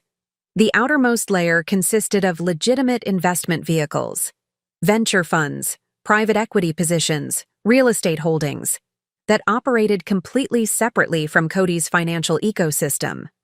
These entities generated verifiable returns and established my independent financial identity. The middle layer utilized more sophisticated structures. Singapore variable capital companies, Luxembourg special limited partnerships, Cayman segregated portfolio companies. These entities provided both legitimate tax efficiency and strategic opacity. The innermost layer employed what Orson called quantum financial structures, entities that existed in multiple jurisdictional states simultaneously. Their ownership deliberately ambiguous, their assets structured to be reconfigurable based on triggering events. Through this architecture, I built not just parallel wealth, but wealth that was fundamentally inaccessible to conventional discovery. By the time Cody filed for divorce, my $4.7 billion existed in a state of what legal theorists call strategic indeterminacy, simultaneously mine and not mine, depending on which legal framework was applied. The informational component was equally sophisticated. Marcus established comprehensive surveillance of Cody's communications, financial movements, and personal activities, not for emotional satisfaction, but for strategic awareness. Every significant decision I made was informed by perfect knowledge of his plans, sometimes before he had fully formulated them himself. More importantly, we created what Marcus called information asymmetry moats, ensuring that Cody's knowledge of my activities, resources, and intentions remained minimal, while my knowledge of his was maximal. The legal framework, developed with Esther, wasn't designed merely for the divorce itself, but for the complex aftermath. We created multiple contingency pathways, each activated by different potential actions from Cody. If he pursued aggressive litigation, one set of structures would engage. If he attempted settlement, another. If he tried to hide assets, a third. Each pathway was designed to maximize my position while systematically diminishing his leverage. The key innovation was that these structures operated algorithmically. Once initiated, they proceeded according to predetermined parameters without requiring my ongoing intervention. But perhaps the most crucial element was psychological. I studied Cody's decision patterns, emotional triggers, and cognitive biases. I mapped his relationships, cataloged his insecurities, documented his habits. This allowed me to predict with remarkable accuracy how he would respond to various stimuli. The masterpiece of the strategy was its integrated nature. Financial maneuvers triggered informational advantages, which created legal leverage, which exploited psychological vulnerabilities. Each component reinforced the others in a self-strengthening system. What made this strategy ultimately unbeatable wasn't its complexity, but its asymmetry. Cody was playing a conventional game with defined rules and recognizable objectives. I was playing an entirely different game, one whose parameters he couldn't see and whose victory conditions he couldn't recognize until it was too late. In essence, I had created not just a plan, but a system that would execute itself regardless of his countermoves. The moment he filed for divorce, believing he had secured his advantage, the mechanism was already in motion, proceeding with the inevitable logic of its design toward a conclusion that had been determined years before. 2 days after my confrontation with Cody at our former home, I initiated the escalation phase, transitioning from defensive positioning to strategic offensive measures. This phase wasn't about revenge, but about systematic realignment of power, executed with surgical precision. The first escalation move targeted Cody's professional reputation. For 15 years, he had meticulously cultivated his image as a financial visionary with impeccable judgment. This carefully constructed persona was both his greatest asset and his most vulnerable point. Through Esther, I arranged for specific documentation to be anonymously delivered to 3 key figures: the managing partner at Meridian Ventures, the compliance officer at their primary investment bank, and a senior editor at the Wall Street Journal who specialized in financial investigations. The materials didn't contain direct allegations. Those could be denied or discredited.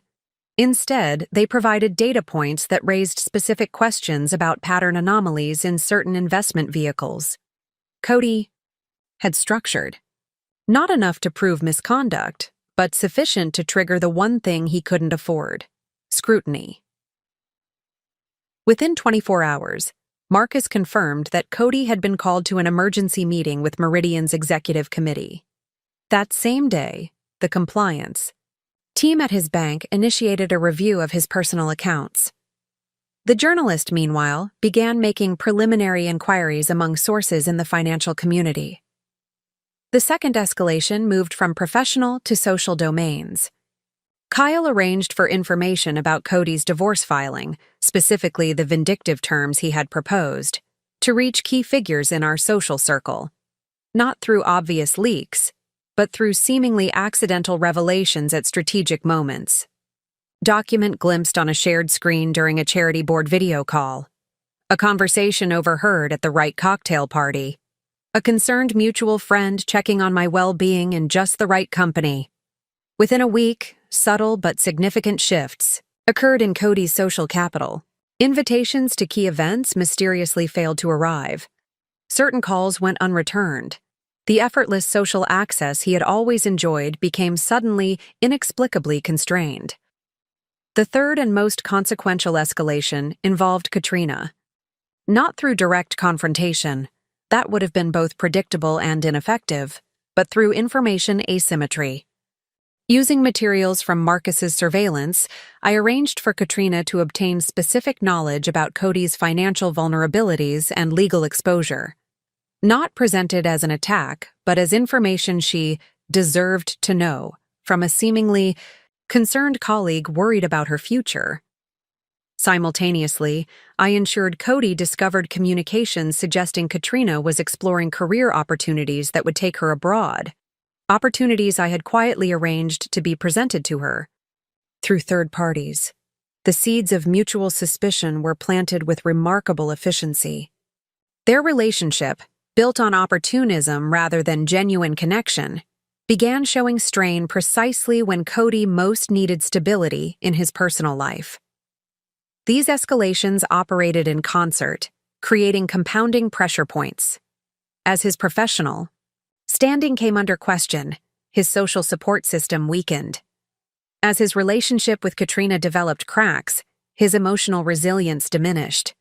As each domain of his life required urgent attention, his ability to focus on fighting the divorce deteriorated. Most importantly, none of these measures could be directly traced to me. Each appeared to be a natural consequence of his own choices, the inevitable result of his behavior rather than orchestrated countermoves. This was the fundamental principle of the escalation phase: systematic pressure applied precisely where it would be most effective, timed for maximum impact, disguised as organic developments rather than deliberate actions. The essence of true power isn't in demonstrative force, but in catalyzing consequences that appear inevitable, a principle Cody was now learning through direct experience. The final confrontation with Cody occurred 32 days after he filed for divorce. By then, the compounding pressures of my escalation strategy had created exactly the conditions I had anticipated: professional uncertainty, social isolation, personal instability, and above all, the dawning realization that he had severely miscalculated. My phone rang at 11:23 p.m., Cody's name on the screen. "We need to talk," he said when I answered, his voice tightly controlled but with an underlying strain I hadn't heard before. Not through lawyers, just us. I remained silent for a calculated moment. When? Now. Tonight. The urgency was evident. "I'll come to you, wherever you are." This was significant. His willingness to come to me, to enter territory he didn't control.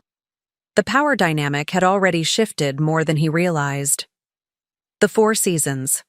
"Suite 4701, I replied, naming not my actual residence, but a hotel suite. I had maintained for precisely this possibility. A neutral setting, secured and prepared according to my specifications. "I'll be there in 30 minutes. I arrived before him, of course. The suite had been specially prepared, elegant but impersonal, with subtle security measures in place. Marcus had installed discreet recording systems, and Kyle had positioned additional security in adjacent rooms. Nothing was left to chance. Cody arrived 40 minutes later, looking noticeably different from our previous meeting. The immaculate presentation remained, expensive suit, perfect grooming, but something had changed in his bearing. The unshakable confidence had acquired a brittle quality, like ice beginning to crack under pressure. He declined my offer of a drink, remaining standing as if to assert some control over the interaction. "This has gone far enough, Haley." I sat, comfortably in an armchair, deliberately relaxed. "What has?" "You know exactly what." His jaw tightened. "The questions at Meridian, the compliance review, the rumors, none of it is coincidental." I tilted my head slightly, my expression neutral. Are you accusing me of something specific, Cody? He paced, tension radiating from him. I want to know what your endgame is. What? Do you actually want? I believe I've been clear from the beginning. A fair settlement.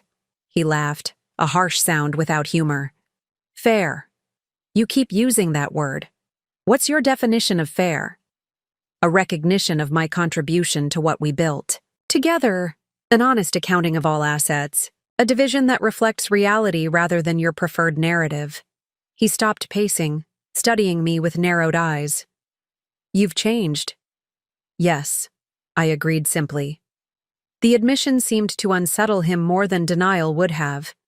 He had expected either defensive justification or emotional appeal, familiar dynamics he knew how to manipulate.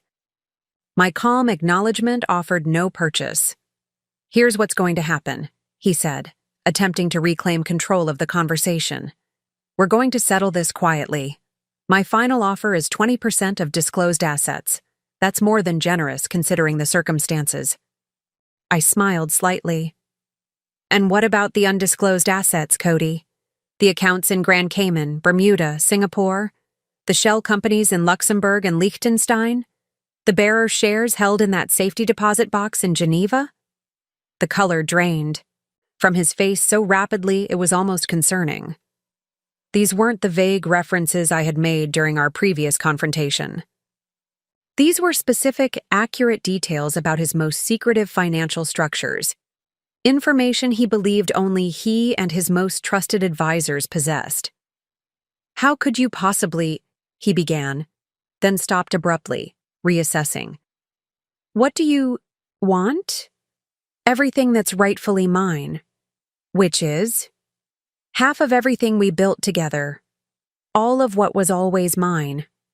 He scoffed, but the sound lacked conviction. You won't get it. No court would. This isn't about courts, Cody. My voice remained perfectly even. This is about mathematics, the incontrovertible reality of your situation. I rose and walked to the window, looking out at the city lights. Your position at Meridian is already compromised. The compliance review has identified irregularities that will be impossible to explain satisfactorily. 3 of your largest clients have quietly begun moving their accounts. Katrina has accepted a position in Singapore, effective next month. I turned back to face him. Your carefully constructed world is not collapsing because of any action I've taken. It's collapsing under the weight of your own choices. He stared at me, something like fear finally breaching his carefully maintained facade. What have you done? Nothing, I replied truthfully. I've simply stopped pretending not to see what was always there. In that moment, the final shift occurred, the complete inversion of the power dynamic that had defined our relationship for 15 years. For the first time, Cody faced not just a temporary setback, but existential uncertainty. Not just the loss of specific assets, but the potential unraveling of his entire carefully constructed identity. The settlement papers will be delivered tomorrow, I said quietly. They represent a clean division, fair by any objective standard. Sign them, and this ends quietly. Choose otherwise, and the consequences will proceed according to their own logic. The implication was clear. The pressures he had experienced thus far were merely preliminary. The real consequences remained in reserve, held back not out of mercy but strategic patience. Cody looked at me as if seeing a stranger. In many ways, he was. The woman he had married, or thought he had married, no longer existed. In her place stood someone who had not only matched his capacity for strategic thinking, but had fundamentally surpassed it. Without another word, he turned and left the suite. We both knew the confrontation was over. The only question that remained was whether he would accept the inevitable with what dignity remained to him, or force the final, irreversible escalation I had prepared but hoped not to deploy. In the 72 hours following our final confrontation, Cody's carefully constructed world began its systematic deconstruction. Not through any additional action on my part. The mechanisms were already in motion, proceeding with the relentless logic of cause and effect. The first domino fell 16 hours after our meeting. Marcus's monitoring systems captured a frantic video call between Cody and his private banker in Geneva. The conversation revealed that access to certain key accounts had been mysteriously restricted pending routine compliance verification, a process triggered by algorithms Orson had designed months earlier. This wasn't illegal interference, simply strategic application of the same financial compliance systems banks use to flag suspicious activity. In Cody's case, specific transaction patterns had been subtly highlighted for review, creating bureaucratic obstacles that would take weeks to resolve. By the following morning, the professional consequences accelerated. The managing partner at IAO, Meridian Ventures, requested an immediate meeting with their legal team present. Though I wasn't privy to the conversation itself, the outcome became clear when Cody's executive biography disappeared from the firm's website 3 hours later. Press release followed. Meridian Ventures announces organizational changes effective immediately. The careful corporate language masked the reality of what had occurred. Cody had been placed on administrative leave, pending review of certain investment structures, a professional purgatory from which few ever returned. The social consequences unfolded in parallel. Invitations were rescinded. Standing reservations at exclusive restaurants became mysteriously unavailable. The subtle machinery of high society exclusion operated with ruthless efficiency once the signal had been given that Cody's status had changed. Most telling was the sudden absence of calls and messages from people who had once sought his favor. Marcus's monitoring showed the precipitous decline in communication, a digital representation of social abandonment happening in real time. The personal consequences were perhaps the most predictable but no less devastating. 48 hours after our meeting, Katrina's assistant collected her personal items from Cody's penthouse while he was in meetings with his legal team. By evening, she had boarded a flight to Singapore, 2 weeks earlier than the position ostensibly required. She left without a personal goodbye, sending only a brief text. "This isn't what I signed up for. Good luck with everything." The message's timestamp showed it was sent when her flight was already airborne, a digital farewell designed to prevent response or persuasion. Within 3 days, Cody had lost his professional standing, social position, and personal relationship, the 3 pillars that had supported his identity and self-conception. What made these consequences so devastating wasn't just their substance, but their apparent inevitability. None could be directly attributed to vindictive action on my part. Each appeared to be the natural result of his own choices, his own behaviors, his own vulnerabilities exposed to natural scrutiny. The settlement papers arrived at his attorney's office as promised.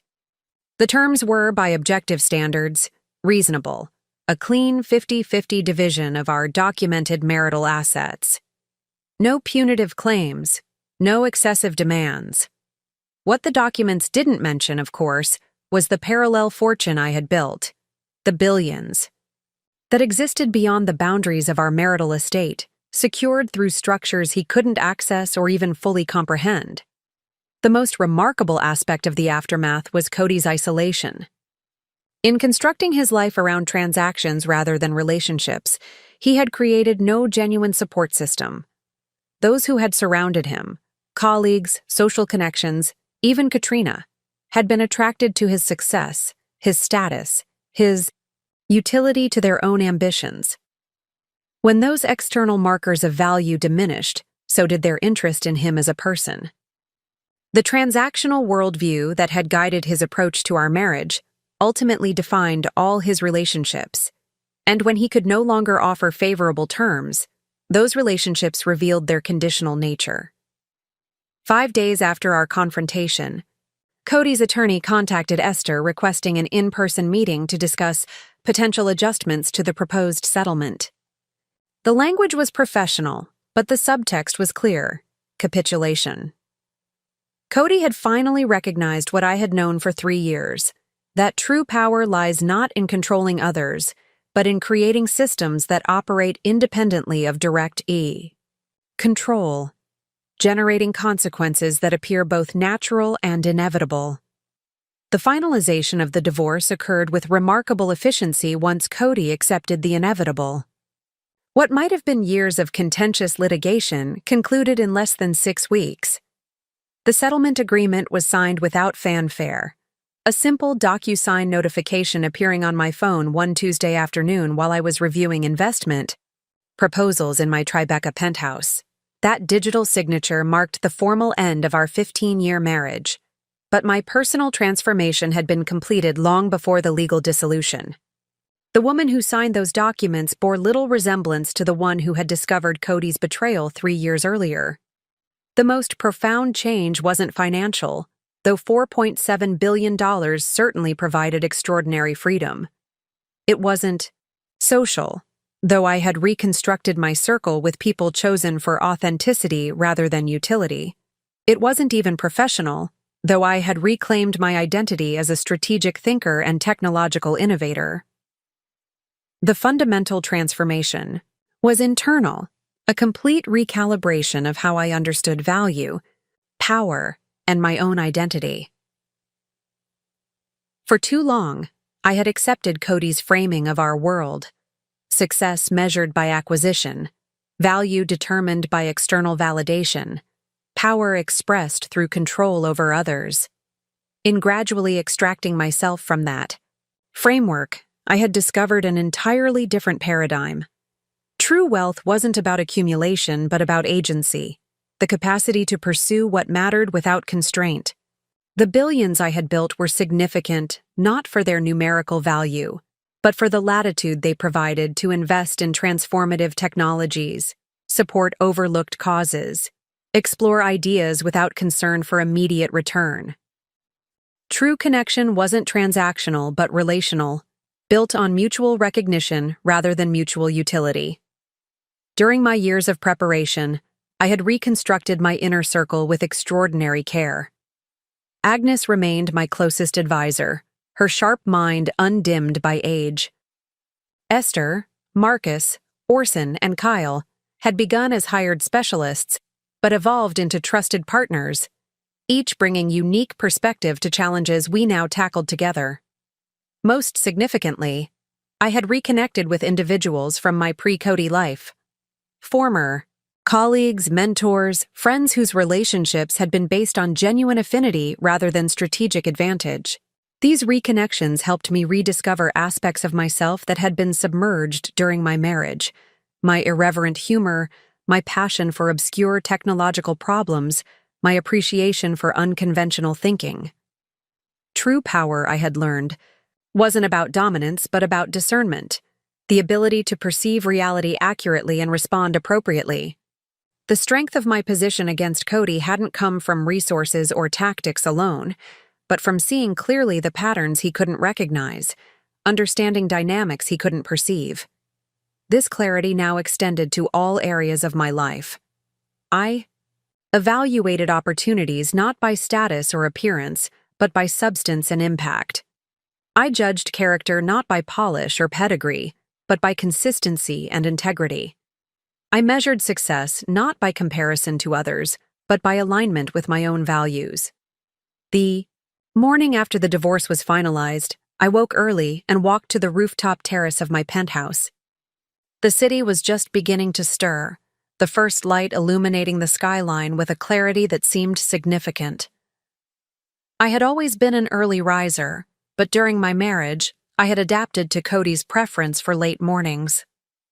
This simple reclamation of my natural rhythm symbolized the broader recalibration.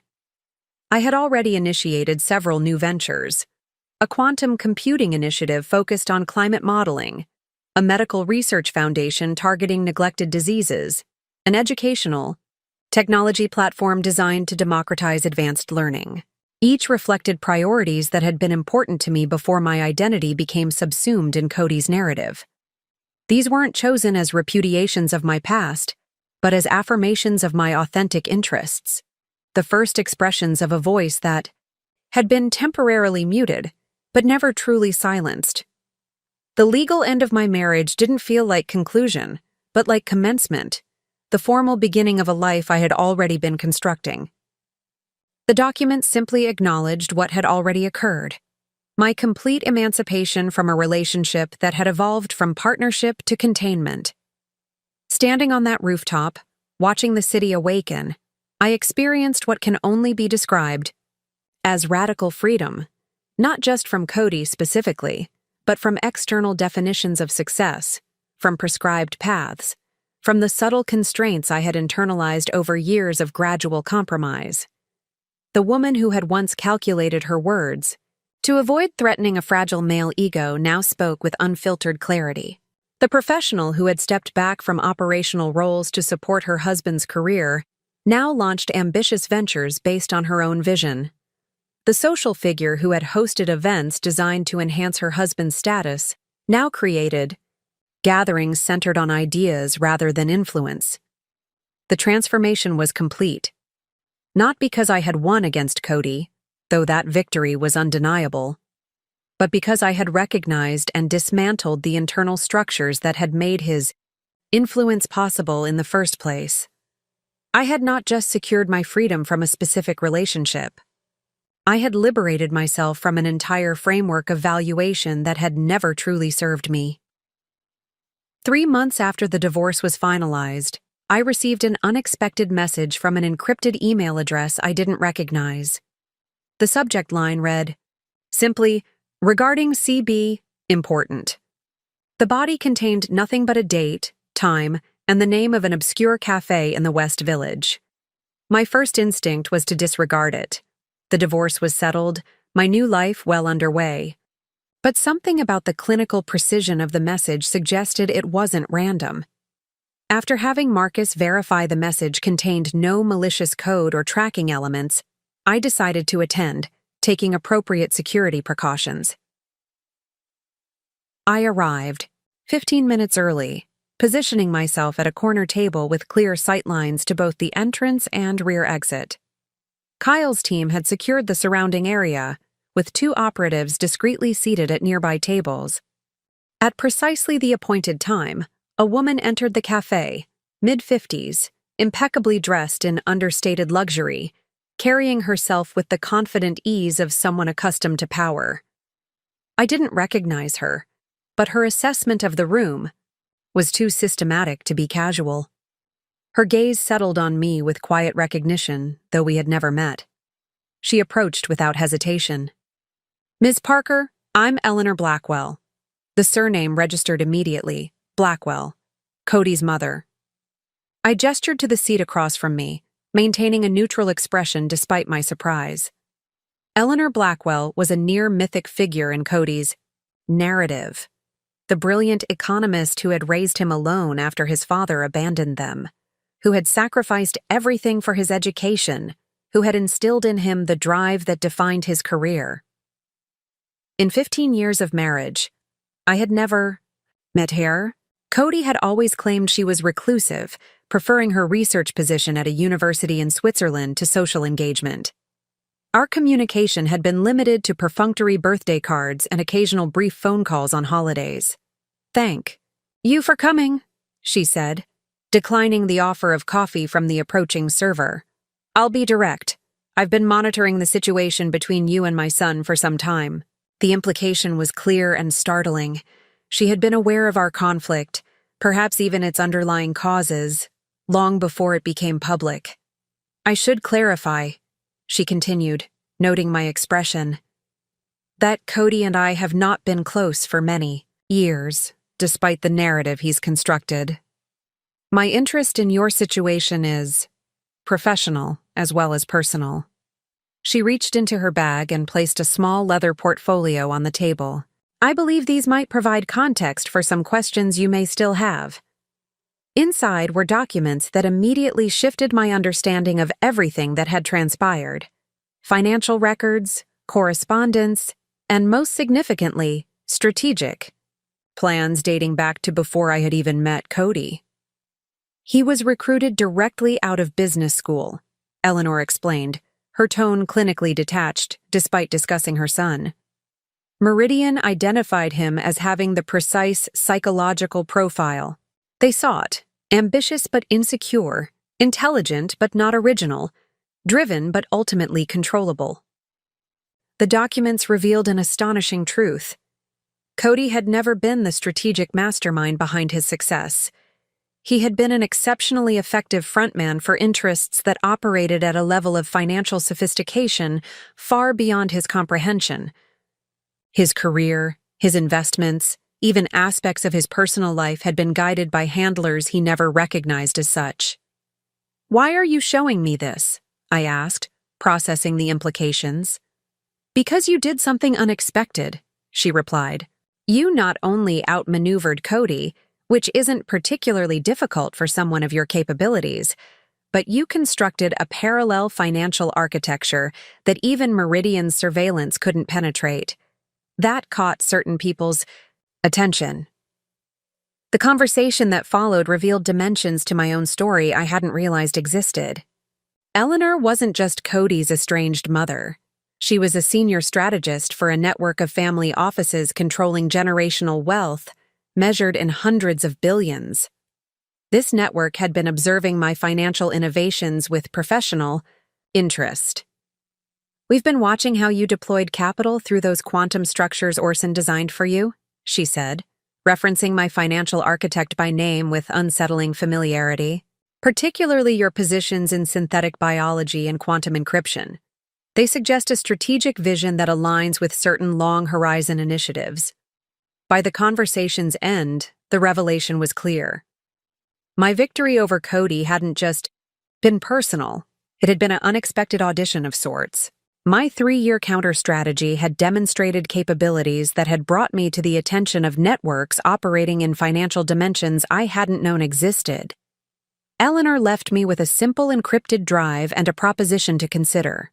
Not employment, not partnership, but something more ambiguous: access to information architectures and capital deployment mechanisms that operated beyond conventional financial systems.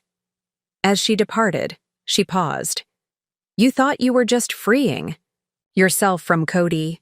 In reality, you were demonstrating capacities that transcend that limited context entirely." I sat alone in the cafe long after she'd gone, absorbing the realization that the game I thought I'd been playing had been nested within a larger game I hadn't even perceived. The revelation from Eleanor Blackwell lingered in my mind as I stood on the balcony of my Tribeca penthouse, watching the sunset cast long shadows across the city. The encrypted drive she had given me remained on my desk, unopened, a threshold I wasn't yet certain I wanted to cross. My journey had begun with a singular purpose: to protect myself from Cody's betrayal, to ensure I wouldn't be left vulnerable when his inevitable exit came. That mission had been accomplished with a thoroughness even I hadn't fully anticipated. The divorce was finalized, my fortune secure, my future entirely my own. Yet Eleanor's appearance had revealed an unsettling truth: the game never ends. It simply evolves into more complex iterations with higher stakes and more sophisticated players.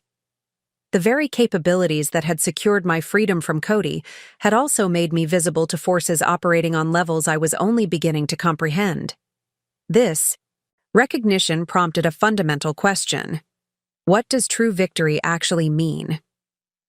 When I discovered Cody's betrayal 3 years ago, I defined victory in oppositional terms: ensuring he wouldn't win, wouldn't take what was mine, wouldn't leave. Me vulnerable. My strategy had been brilliant in its execution, comprehensive in its success. By any conventional measure, I had won completely. But standing here now, I recognized the limitation of victory defined by opposition. Outmaneuvering Cody, while satisfying and necessary, was ultimately a response to his actions rather than an expression of my own autonomous purpose. It had freed me from a specific constraint, but hadn't fully defined what that freedom was for. The more profound victory wasn't over Cody, but over the mindset he represented. The transactional view of relationships, the equation of worth with possession, The belief that power meant control over others rather than authorship of one's own experience. Eleanor's unexpected appearance had inadvertently clarified something essential. I could continue playing ever more sophisticated versions of the same game, moving to higher levels with bigger stakes and more powerful players. Or I could choose a different game entirely, one defined by my own values rather than reactive positioning against others. The $4.7 billion I had accumulated provided extraordinary optionality, but true freedom didn't come from the amount itself, but from the clarity with which it was deployed. Finance had been the arena of my counter-strategy against Cody, because that was where the threat had manifested. But it needn't define the purpose, toward which my reclaimed agency was directed. I turned away from the view and walked to my desk, my gaze falling on the encrypted drive. The networks Eleanor represented offered access to financial dimensions beyond what I had already mastered, knowledge architectures and capital deployment mechanisms operating at global scale. After a moment's consideration, I placed the drive in a secure drawer rather than immediately accessing its contents, not as rejection, but as assertion of the principle that would guide my decisions moving forward. Deliberate choice rather than reactive response. Whatever path I chose, whether engaging with Eleanor's networks or pursuing entirely independent directions, would be determined by alignment with my own defined purpose rather than external validation or competitive positioning. The true lesson of my journey wasn't about wealth or revenge or even strategic brilliance. It was about the recognition that power in its most authentic form isn't measured by what you can take from others or do to others, but by your capacity to live from the center of your own values without distortion by either fear or obligation. Cody had approached life as a zero-sum game where his victory required someone else's loss. The networks Eleanor represented operated at higher levels of sophistication, but potentially within the same fundamental paradigm. The question facing me now was whether to advance within that paradigm or to step outside it entirely, to play a different game with different metrics of success.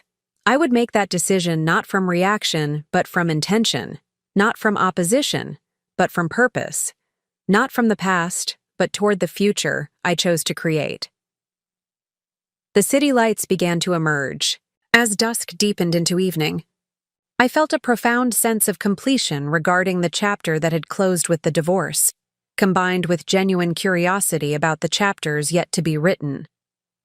The ultimate victory wasn't that I had defeated Cody or reclaimed billions or even discovered hidden networks of influence.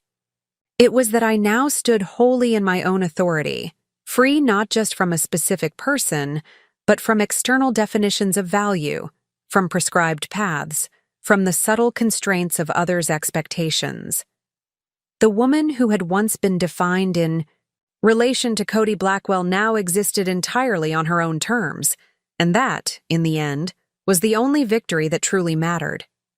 Up next, you've got 2 more standout stories right on your screen. If this one hit the mark, you won't want to pass these up. Just click and check them out. And don't forget to subscribe and turn on the notification bell so you don't miss any upload from us.